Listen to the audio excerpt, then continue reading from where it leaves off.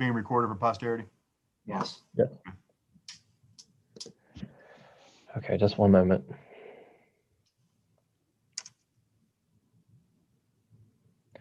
Mr. Chair, you are live to the public.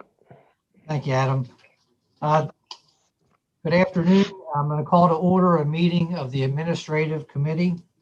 The committee should have received an agenda, and we also have the agenda and the meeting times and methods to join in posted for the public.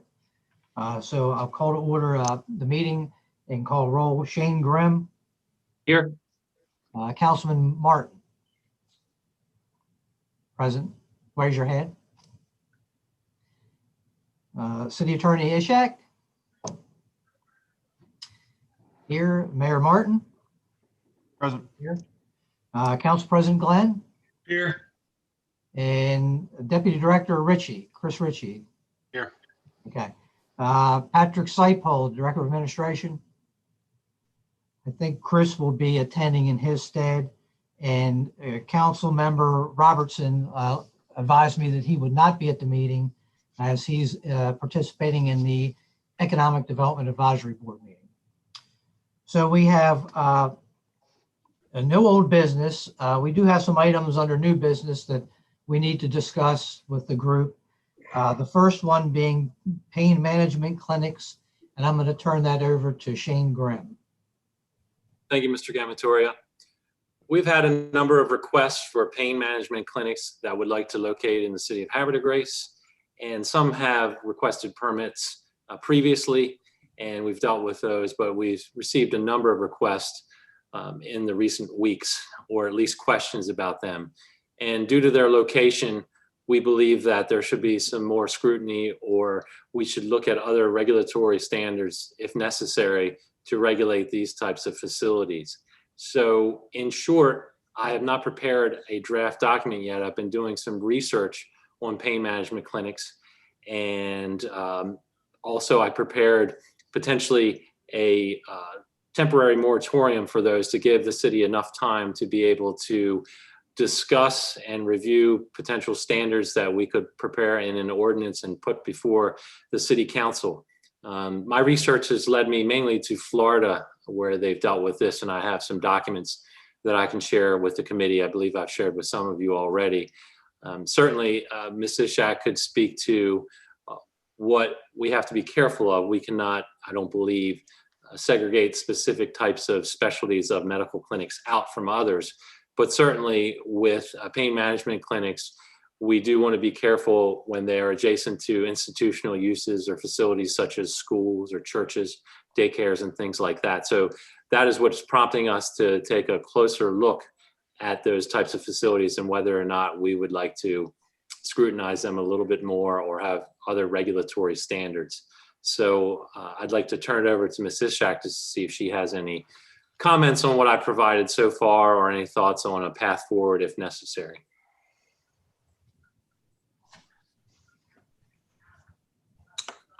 You're muted, April. We can't hear you. Oh. Hold on. Ms. Ishak, can you please unmute yourself? Okay, you're unmuted now, but we still can't hear you. Am I too far from the mic? Is that better? No, we can hear you loud and clear now. Okay, it must be if I'm too far from the mic. Sorry about that. So I did a little research on moratoriums. Given the legislative timeline that the city operates under, I concluded that it was reasonable to have a moratorium for about 6 months, and Mr. Grimm is working on a language of that. And that would allow the city time, the planning committee, et cetera, time to review potential standards for these types of pain clinics. Ordinarily, I don't know that they would be that much of a problem, but because of the city, the size of Havre de Grace, we are surrounded on, 2.5 sides by water, and then located within the relatively geographically restricted downtown area, we have several schools and things of that nature. And when you're dealing with pain management issues, you always have to be concerned about the environment in which those services are being provided. And we do have the proximity of schools and residential areas. So it's totally appropriate to take the time to look and see what, from a land zoning and land use purposes, where they would best be situated in the city, particularly since, as Shane knows, our code is old and we're always trying to update it. And rather than just do spot changes to the code, take a more comprehensive look, at least with respect to these types of uses, to make sure that we get it right. And we can look to other jurisdictions to give us some guidance there. So that is basically the genesis of this request and this concern. So if you have any questions, I'm available. Thank you, Ms. Ishak. Anybody on the committee have any questions for the city attorney or Shane? If not, I'll propose that we move this forward and take it over to the planning committee and then to the read file for council. I concur. If I may, April, do you have anything specific on the draft that I sent you that we need to discuss further or change before we move it to the read file? Is that the draft moratorium Yes. document? You know what? I did review it, but I can't remember. Let me look at it one more time before it goes to read file. Finish up before the end of the day. And since I've been with the city, I haven't experienced or worked with any type of moratorium. I don't know if the city's ever done one before. So I'm kind of new to that as to how that would move forward through council. Right. And since I've been on board, there has not been one. So, it's really, I think, I don't know that we've ever done one, but since I've been here, we haven't. But given the circumstance, I think it's totally appropriate. I'll take a look at it. It would be by resolution, correct? Correct. As I have it prepared, correct? Yes. Any other questions? Okay, we'll move forward with that. Thank you, Shane, and thank you, April. Shane Grimm, Director of Planning, you're on for streetscapes. Yes, sir. So one of the many things that I've had on my agenda for a while is to look at design standards for the city, especially in the National Register Historic District. We're not quite there yet because I'm waiting for some colleagues of mine who are doing some studies elsewhere in the county that will develop design standards that we potentially could use in the future or pick from. But in the meantime, one of the things that I've dealt with in the city, especially on some cases that have gone to the Planning Commission and Board of Appeals, is that our Table 1, which specifies the design standards for new residential lots and any lot, essentially, especially in the residential district, and that's what this deals with, is that we have a large setback for what I consider a traditional downtown. As we all know, in traditional downtowns, the fronts of houses, the porches are right up on the sidewalk generally, which gives the city its character and gives it its streetscape. I always point to this example, not to pick on these folks. I don't have the exact address, but it's the house in between the John O'Neill house on Washington Street and the corner. And that house sits back considerably from the house on either side. And it really, while it's a very nice house, it detracts from the streetscape. I can't say whether or not the residents there who built it or who built the home wanted it that way. It's likely that's just what the code required. So that's where they put their house. So this is more of a historical thing as well, to try to maintain the streetscapes that we have for new structures, or if you have an existing structure and someone wanted to build an addition on it, that we kind of try to continue maintaining those setback or that traditional setback. So in most zoning codes, there historically has been minimum setbacks. And the trend has been, especially in historical cities, is to go to maximum setbacks. So that's the first thing I'm proposing, is a maximum front yard setback of 5 feet.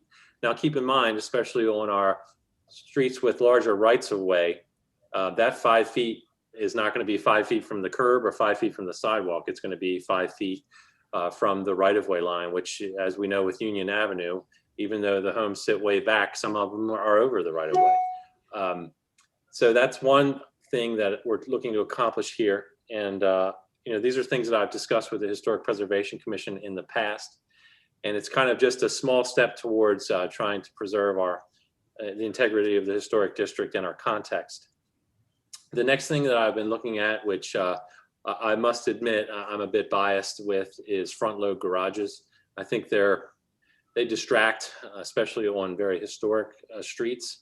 So I did put a second provision in there that states that front-load garages would be prohibited from being constructed on existing or proposed dwellings only along what I believe are the most historic streets in the city, being Union, Washington, Concord, and Congress.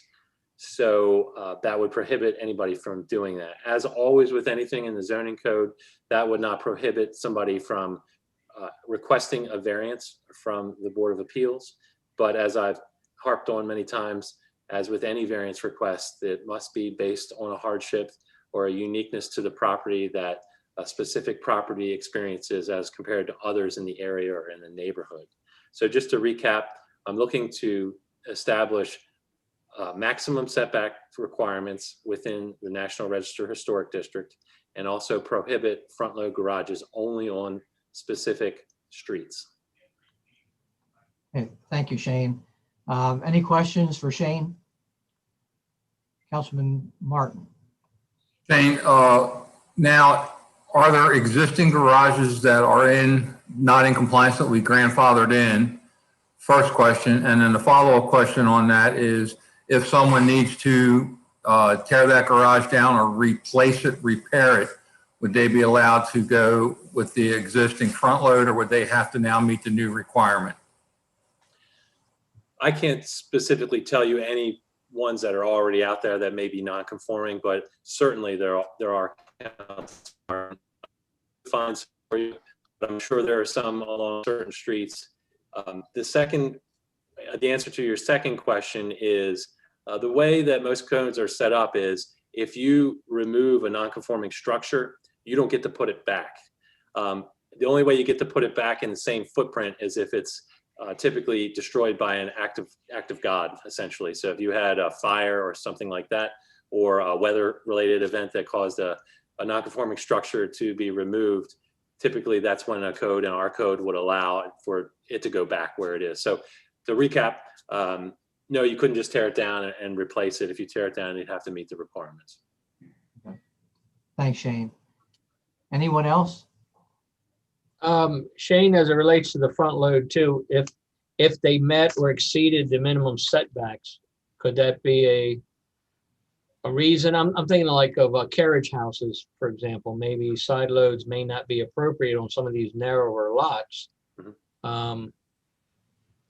Well, I guess I'm trying to determine, is there a way to still permit this infill development that we're trying to accomplish, but some of the lots that don't allow us to have a home with a side load, that requires quite a bit of space to accommodate a driveway for this arc that needs to occur, right? Or this turnaround spot.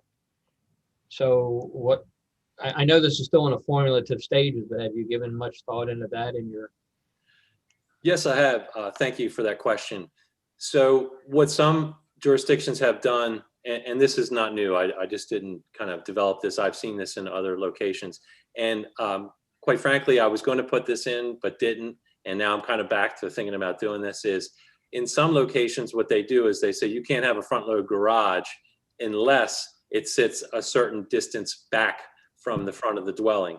So the whole purpose is that it's not as visible and doesn't distract from the streetscape.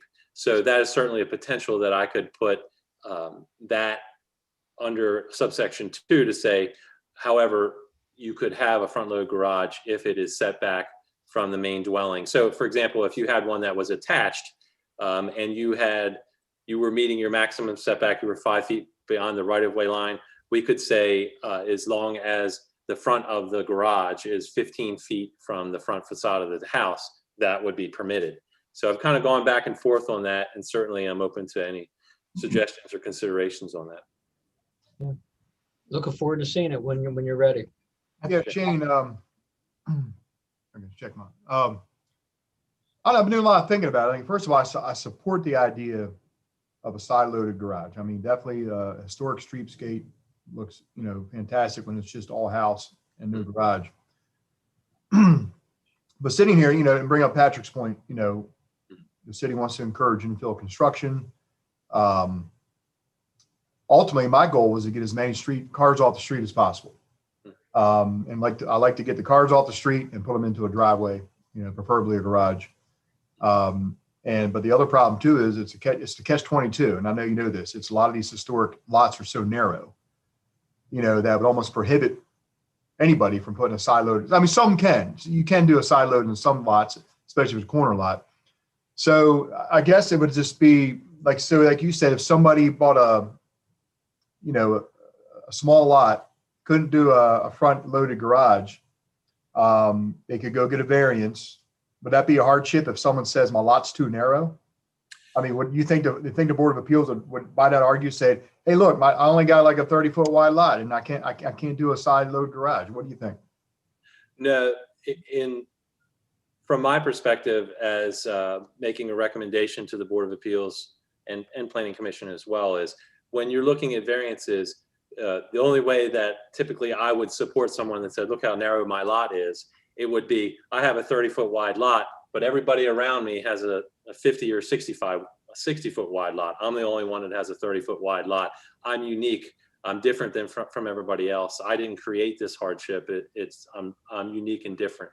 And that's what the case law in Maryland, and I think throughout the country, says typically on variances, is you have to show a hardship that makes you different or more unique than anybody else to receive that. But the other point I wanted to make too is, I don't have the map up in front of me right now, but I believe on Washington Street and Union Avenue, and well, I'm not sure about Congress, but you do have alleys, which would then present the argument that in a traditional city, you would have a carriage house garage that would be accessed from an alley, which is truly a very, in my opinion, neat thing, because that gets you back to what you had in the 20s when you had your horse and buggy, or well, I guess that was before the 20s maybe, but you may have still had a horse then, but you had this separate carriage house.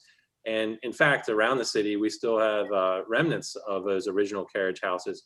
And in fact, this may be a little bit off the point, but in talking to the prospective developer of the Green property, because of the liberalness of our RB zoning district, they are actually looking at a portion of the development, not the initial phase one, but other portions of the development, creating carriage houses that have garages that are accessed by an alley. So that really falls into what I call the traditional neighborhood design. So I certainly understand the need today or desire for everyone to want to have a garage. So it's that kind of balancing act between the needs of the modern family and a traditional neighborhood or city form. Well, like I say, you brought up a good point. I would imagine the majority of most historic properties downtown would have access to an alley, or I'm sorry, a lane.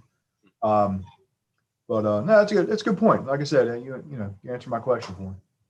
Shane, is there any historic municipalities to draw lessons learned from that you're aware of? Yes, I believe specifically on the Eastern Shore, I'll have to check Berlin and St. Michael's. I believe some of those, and with what I propose here, I didn't draw it specifically. I've seen these elsewhere, but I didn't just copy and paste, and I actually came up with this. So I can't tell you specifically right now that another jurisdiction has these, but I'm pretty sure like a St. Michael's or Berlin has, or Easton probably has something like this. I think Annapolis may as well. I mean, you're right. If Berlin and St. Michael's has something similar, that would help solidify the case for Havre de Grace. Right. I think. And I believe I have not shared this with the Historic Preservation Commission yet, but I talked a little bit about my ideas, and I believe I would have the full support, or the council would have the full support of the Historic Preservation Commission if this does move forward to the refile and to an ordinance. Good. Good points, good discussion. And to the mayor's point, it sounds like to me if in fact somebody had purchased a 30-foot lot in a neighborhood of 50 or 60-foot lots, they would then probably be entitled to a variance, right? Correct. Okay, good. All right. So I guess the next steps again is Shane's going to work on this some more. Now that the admin committee has seen it, we're now aware of it moving into the next phase, and that'll be getting something crafted, running it through the planning committee, and you're also going to have a discussion with historic preservation. Yeah, with your blessing, if you don't mind, I'll tidy this up tomorrow and I will forward what I have to the Historic Preservation Commission. Yeah, I think as long as there's an understanding that this is a work in progress, and it's certainly not the finished product, and it still has to get vetted a little bit more. I've already made that clear to them that anything that's provided to them it will be for discussion only and vetting. Yeah, good, very good. We have consensus from the group to move on with that. Give me a. Mr. Gamantori, just to give you a heads up, Councilman Martin has walked away from his computer. Okay.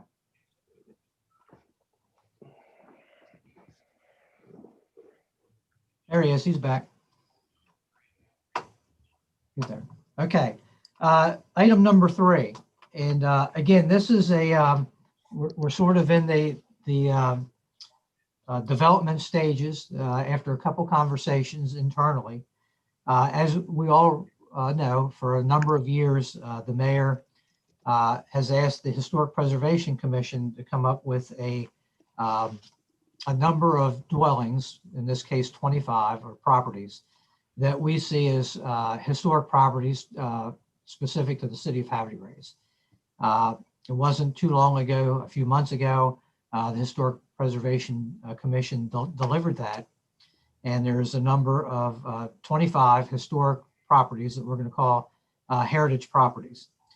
And to move forward, since they followed through on their end of the bargain, now we're looking at developing a piece of legislation to move forward to put in some level of incentive in order to maintain these 25 properties that they have selected. So some of the discussions that we've had internally is first we'll come up with a design logo that will depict from the street one of these historic 25 heritage homes. We'll have to come up with that design.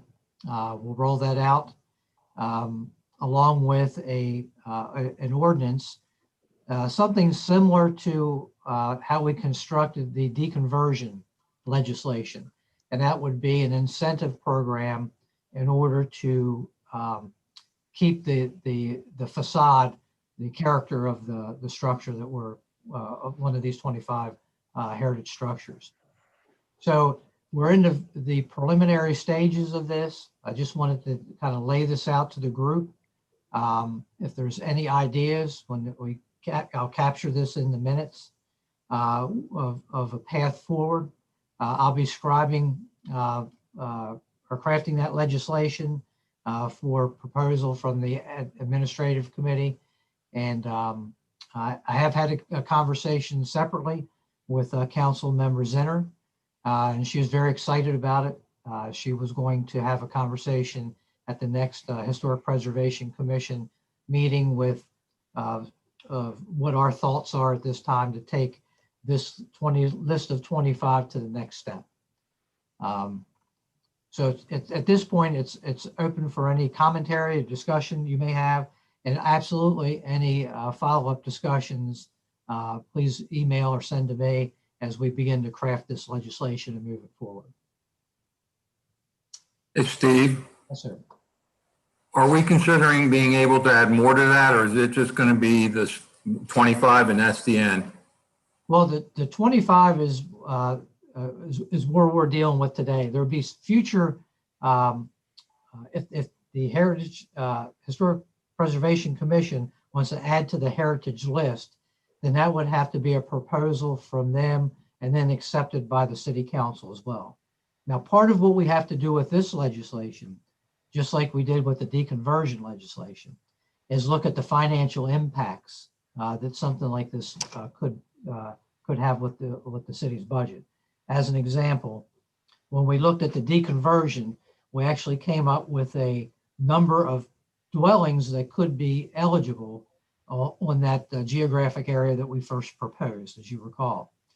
And then we did an impact study financially, is because there was a tax rebate in the sense of literally the individual would pay their taxes, then we would rebate them back a certain amount of dollars based on the schedule that was put together. We have since amended that very recently to expand the area significantly, and also to put some gates on what the actual incentive could be. As an example, the improvement has to be more than the tax savings. So if you did $500 worth of improvements to your house, or to the reconversion, converting from a multifamily to a single family, let's say you did $500 worth of renovations, you would be entitled to a $500 rebate in your taxes, not the whole $7,500. So those are the things, Councilman, that we're going to have to look at moving forward. And then if this heritage properties list grows, then conversely, you're going to have to look at the impacts on that as well. With that, we would conversely have to come up with a, with legislation, we'd have to come up with a definition of what would qualify to be a heritage house, of course. And I'm sure the Historic Preservation Commission could help us with that. But like I said, I'll never, a couple of years ago when I asked them, I said, give me like 20 properties that you deem are essentially important to the Havre de Grace history, to our heritage, that are like irreplaceable. And I know they struggle with it because they jokingly said, well, we come up with hundreds of homes. And so, but it was very difficult for them to come down to 20. Well, they came with 25. So we'll have to create a definition. First of all, I mean, I guess we could call this Havre de Grace Heritage Home or whatever program we want to call it. And we come up with a design logo that identifies these homes, but we got to come up with criteria of what would make it, because although I'm sure there may be properties out there that may have been overlooked or may one day qualify, as Steve kind of said, there are financial obligations to the city if we accept this as a heritage home.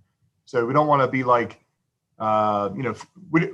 we want to protect future councils and administrations from every year accepting 5 more homes every year. I mean, it's really got to be like a very unique set of homes, and half of them anyway are city properties, like the Lock House, the Lighthouse Keeper's House and things like that, Burns property. But anyway, it's a starting point. Go ahead, Dave. The question I would have is, the Historic Society came up with something they use for their definition for guidelines. That may be a good point for us to start on what they have already established. This is what meets our criteria, and then we can refine that criteria working with them.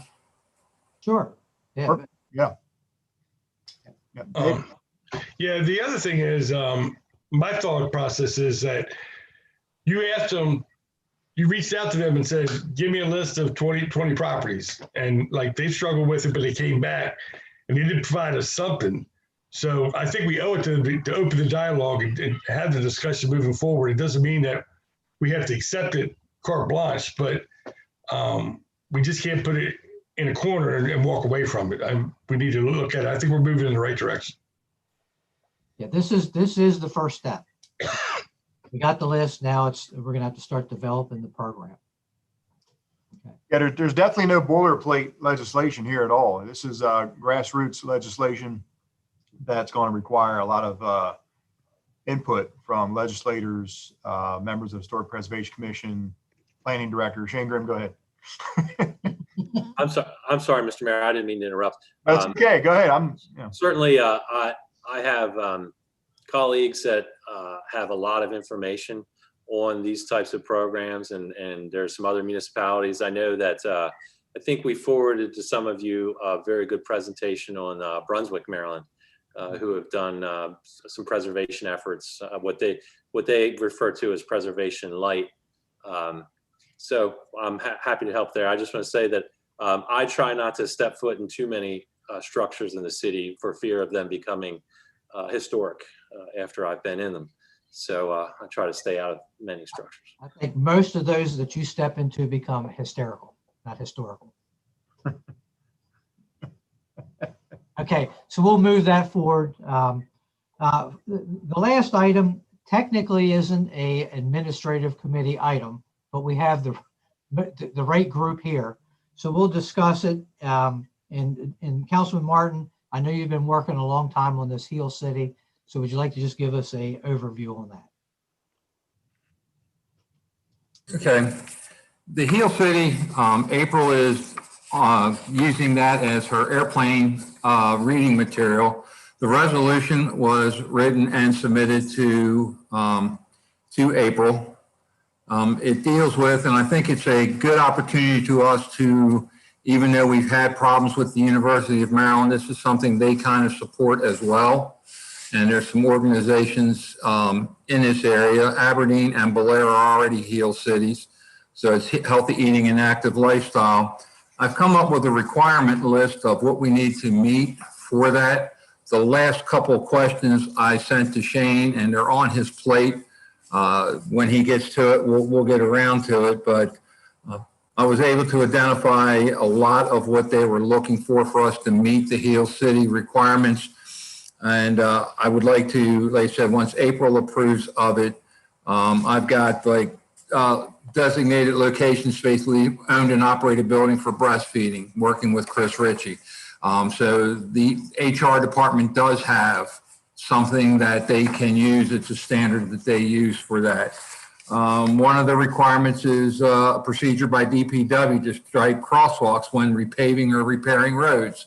They've already got that in place. So a lot of the stuff, allowing gleaning and creation of edible parks and food forests. We've adopted the community gardens, Todd Park Food Forest, the Heirloom Victory Garden. So a lot of the stuff we've already done as an organization. So all we just need to do is document it, and I've done that. And then once, like I said, once I get the last couple of questions answered, I'd like to be able to put it in to read file with all the requirements so that other councilmen, well, the directors and administration can look at it, but then the council can weigh in and see if there's other things they think we need to add. It does kind of qualify us for certain grants that may be available because they talk about bike trails and walking trails throughout cities. And again, anything that I think we can use that can possibly qualify us to receive additional funding is important for us to move forward with. Okay. Councilman, if you would, once you get that back from the city attorney, if you would just send it over to me, and I'll get it, make sure it gets to all the administrative side. And then we'll go from there with the next steps, and which will wind up in the refile, I'm sure.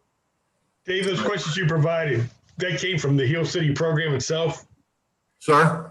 The questions that you provided, that you were providing answers to, did that come from the Heel City program itself? Yes, they do. Okay. From what Councilman Martin shared with me, there's the list.